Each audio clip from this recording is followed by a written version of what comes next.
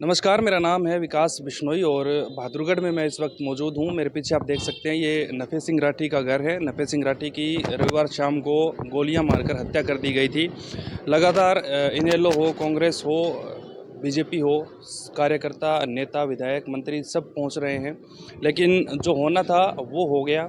इनेलो के जो कार्यकर्ता हैं उनमें खासा गुस्सा है सरकार के खिलाफ। और इनेलो के रोहतक जिला के युवा अध्यक्ष विनेश लाकड़ा मेरे साथ मौजूद हैं। सर, स्वागत है आपका। जी नमस्कार। सर, किस तरह से देखते हैं जो सरेआम हुआ है, एक रैली से निकल गई कानून व्यवस्था की? भाई साहब ऐसा है, सबसे पहले तो मैं एक बात कहना चाहूँ कि इनेलो छोड़ो, हर एक कार्यकर्ता, हर एक आदमी के दिमाग में एक ही चीज़ है कि भरोसा हो नहीं रहा कि ऐसा सब कुछ राठी साहब के साथ हो सकता है। बड़े सामाजिक आदमी थे, हर आदमी के साथ जुड़े हुए थे, लोगों के सुख में दुख में हर जगह खड़े रहते थे स्वभाव से। आप जिनको भी जानते हो, जिनसे भी वास्ता पड़ा, आप किसी से पूछोगे किस तरह के आदमी थे। और बात रही पार्टी को लेके, पार्टी नफ़े सिंह जी के पहले भी साथी वो नहीं है, आज भी पार्टी उनके परिवार के साथ है। और अभय सिंह जी ने एक हफ्ते का टाइम दिया है हत्यारों को पकड़ने के लिए।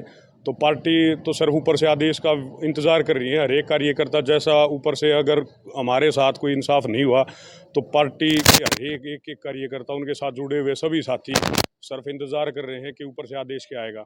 आदेश आने के बाद आगे की कार्रवाई की जाएगी। और इस बीच में मैं कहना चाहूँगा कि राठी साहब का शायद एक बयान आप सबने सुना भी होगा, पढ़ा देखा होगा, स्टेटस फेसबुक पे काफ़ी तेज़ी से चल रहा है आजकल, कि एसपी साहब से उन्होंने सुरक्षा की मांग की थी। सुरक्षा छोड़ो, सुरक्षा तो दी ही नहीं, साथ साथ जो उनका खुद का पर्सनल जो वेपन था वो भी जमा कराने के आदेश दे दिए थे। बार बार राठी साहब कह रहे थे कि भाई, एसपी साहब बोल रहे हैं कि एक एक रिपोर्ट तैयार करके भेज दी गई है। रिपोर्ट में कहा गया है कि भाई कोई धमकी नहीं मिली है भाई। तो राठी साहब बार बार कह रहे थे कि भाई क्या हमले से पहले धमकी देनी जरूरी होती है। तो वो एक ये भी बोल रहे थे कि मैं चला जाऊंगा, मुझे मार देंगे, हत्या हो जाएगी। फिर मनोहर लाल है वो शोक व्यक्त करेंगे। ये मैं देख भी रहा था, बिल्कुल सुन भी बिल्कुल, रहा वो था आज उनकी भी बात। आज भी वीडियो चली हुई है कि अगर मेरे साथ ऐसा कुछ भी हो गया तो किसी के पास कहने के लिए कुछ नहीं है, सिर्फ यहाँ संवेदनाएं प्रकट करने के लिए मुख्यमंत्री आएगा और बाकी जाएंगे। और जैसा उन्होंने कहा था वो सब वही चल रहा है कि अब वही चल रही हैं बातें। और एक प्रदेश अध्यक्ष है नेलो पार्टी का, इतना बड़ा हादसा हुआ है, प्रशासन अभी तक चुपचाप बैठा है। शायद हर एक को पता भी होगा कि कल बिराटी साहब के लड़के के पास शायद 8 से 9 फोन आ गए धमकी देने के लिए कि उनको मार दिया, आप लोगों को भी मार दिया जाएगा। तो एसपी साहब और ये सुरक्षा व्यवस्था पुलिस कहाँ धरी है अभी?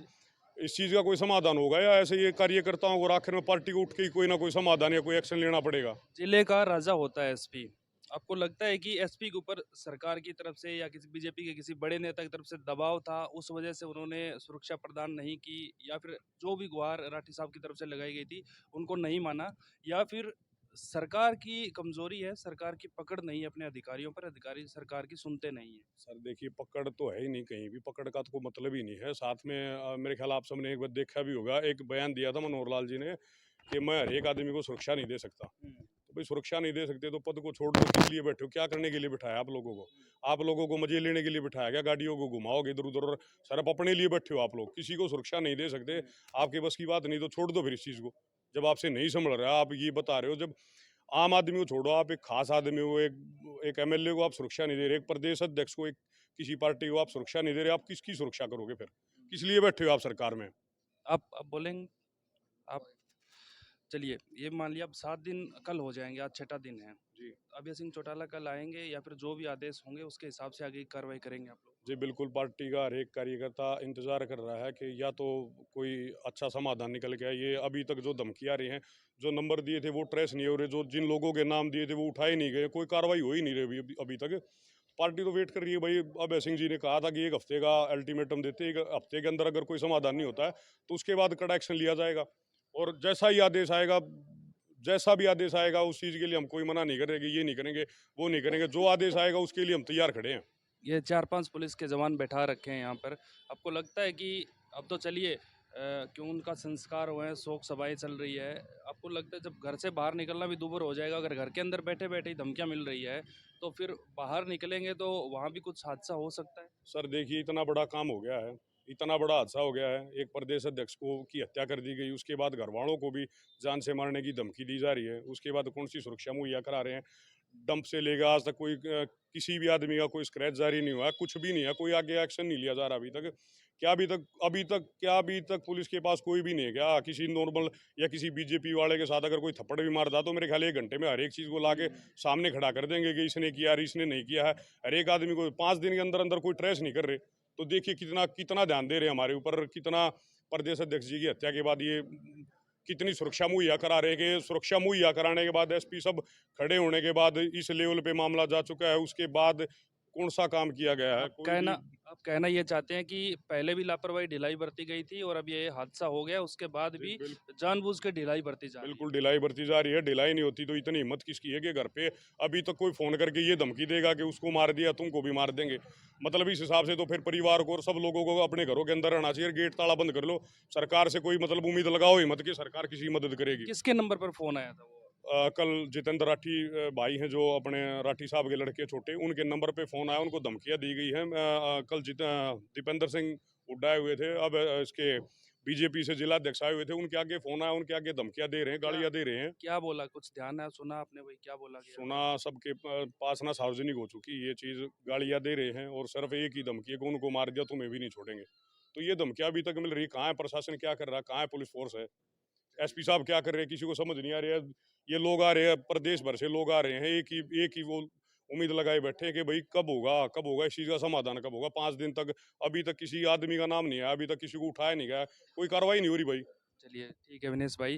तो विनेश दीपेंद्र हुड्डा ने लिया था, क्या बोला फिर उन्होंने? उन्होंने यही मतलब बताओ। गाड़ी गलौज कर रहे थे उस टाइम पे भी। गाड़ी गलौज करने के बाद एसपी साहब को कॉन्फ्रेंस पे लेके हुड्डा साहब ने, और यही बातें हुई थी कि भाई इनका समाधान करो। क्या बोला फिर एसपी ने? एसपी ने यही कहा हम जांच कर रहे हैं, फिर भी मतलब वही लिपापोती कर रहे हैं। देखिए पिछले 6 दिन से सिर्फ जांच ही चल रही है। जांच के नाम पे सिर्फ जांच शब्द प्रशासन हो या फिर बीजेपी के नेता उनकी तरफ से निकल रहा है। बीजेपी के नेता खुलकर बात भी नहीं कर रहे हैं मीडिया से, क्योंकि उनको भी नहीं पता कि क्या हुआ, कैसे हुआ। ओपी धनखड़ भी आए थे, उन्होंने भी खुलकर कुछ नहीं बताया, लेकिन राजनीतिक हत्या ये शब्द उन्होंने इस्तेमाल किए थे।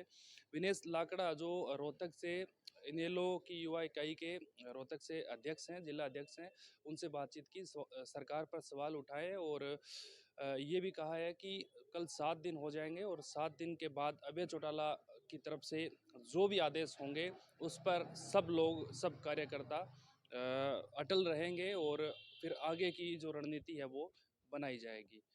मैं विकास बिश्नोई और कैमरे के पीछे मेरे साथी अक्षय। नमस्कार।